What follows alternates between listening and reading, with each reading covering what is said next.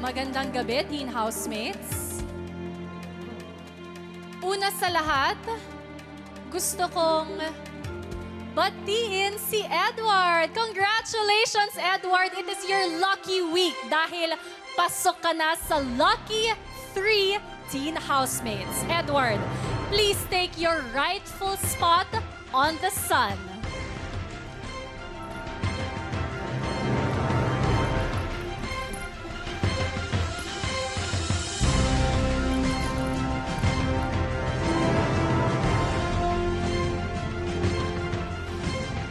Muli, congratulations, Edward. Pero, sino pa kaya ang dalawang teen housemates na papalaring tutungtong din sa araw? Christian. Kisses. Maymay. Yong. Ang pagsubok na pagdadaanan ninyo para maangkin ang isa sa dalawang araw na yan ay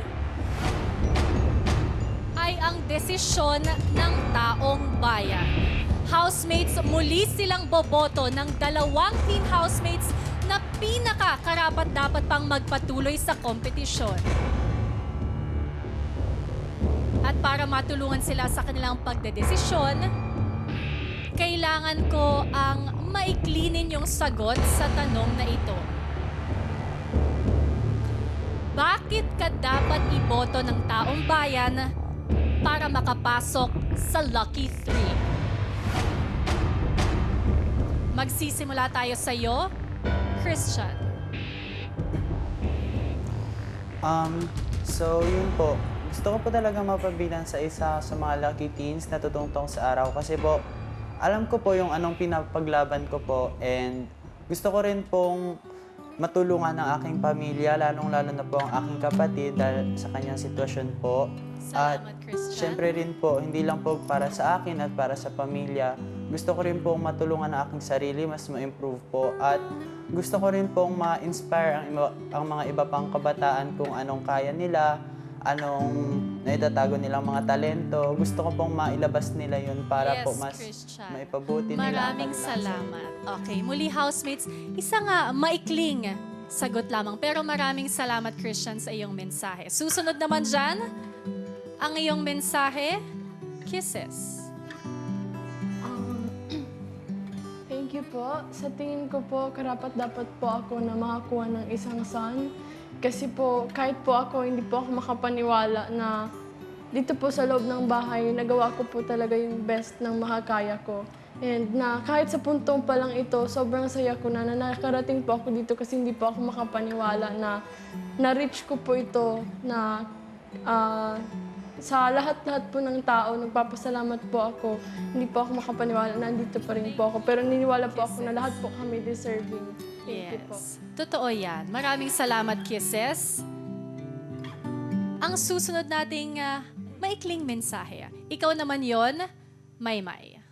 Ma'am, isa po ako sa karapat-dapat, ma'am, na matuntong dyan sa saan na yan, ma'am, kasi gusto ko pong maipahagi sa buong mundo, ma'am, na nothing is impossible. Kaya ko rin dyan, ma'am. Dahil hindi ko to ginagawa para sa sarili ko, para sa pamilya ko, sa mga taong gusto kong tulungan. At gusto ko pong, sagit lang, mama, sagit lang. Dahil gusto kong na, wala naman temporary man lahat, kaya binigay ko na yung best ko. Dahil alam ko naman yung, pwede naman maging posible ang mga mangyayari sa buhay ko. At mga bagay na yun, ma'am, ay yun yung mga bagay na pinapangarap ko. Maraming salamat, Maymay. At syempre, last but definitely not the least, ang mensahe mo, Yong. Kaya po ako karapat-dapat na makuha yung isang son. Dahil po, pati na din po sa pamilya ko. Kaya po ako nandito para po maging manalo. Sa makuha ko po yung isang son at matulungan ko po din yung mga kapatid ko at sa mga ibang tao na rin po na kaya ko pong tulungan. Maraming salamat sa iyo, Yong. Muli, Christian, kisses, Maymay at Yong, maraming salamat. At magkikita tayo muli sa takdang panahon. Good luck sa inyo, teen housemates!